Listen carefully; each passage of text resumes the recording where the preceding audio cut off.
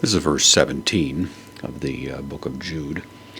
Jude has gone out of his way to express the most vitriolic kind of powerful condemnations regarding these false teachers who have, by all appearances, insinuated themselves into the Christian community.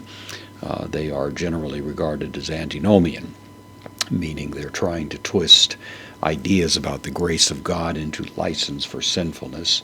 We come to verse 17 here, and this is where we reach the contrast, really, where Jude is now going to address himself instead to those that are the audience that he's addressing, and we detect that right off the bat with the pronoun humes. So this is the nominative plural, the second person pronoun, and then the postpositive da, but you, and the fact that the humes is there, of course, immediately suggests this is to be emphasized. So you as opposed to them would be the idea.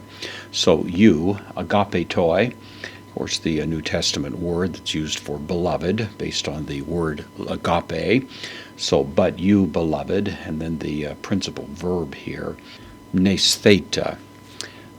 And this is the second person plural, aorist, passive, imperative. So it's a command, it's aorist, it's saying to do this as an event. It's the passive, which means to call it to mind, let it be called to mind. Those things that are going to be called to mind are the words, so tone, rhematon, from rhema. The word for words, often used in the plural, of course, to refer to words that have been given in the context of teaching. Takes the genitive, so we have the genitive, tone, rhematon, so let them be called to mind, the words. What words? Again, tone, with the participle here, so pro-I-re-menon.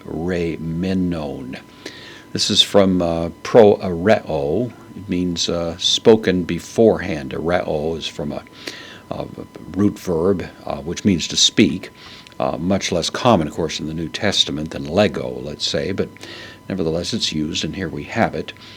So this is the perfect passive participle. Perfect, suggesting call them to mind and keep them in mind would be the idea. It's the neuter plural genitive because it goes along with the neuter noun, which is rhematon. So the words, the having been spoken words, would be the idea. And who did the speaking?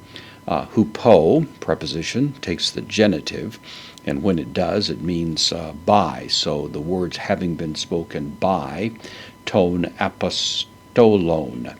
So apostolon is, of course, apostolos. It means apostles. These are words that have been spoken by the apostles, and then they are apostles of Jesus. They are to Kyriou, of the Lord, of us. Hemon, so words spoken by the apostles of our Lord, and then the proper name Jesu Christou. So recall these words that were spoken beforehand, words that were spoken by the apostles of Christ, because of course these are the words that are going to see us through this time of testing and bring clarity in the midst of the confusion that's apparently being foisted on these people by these false teachers.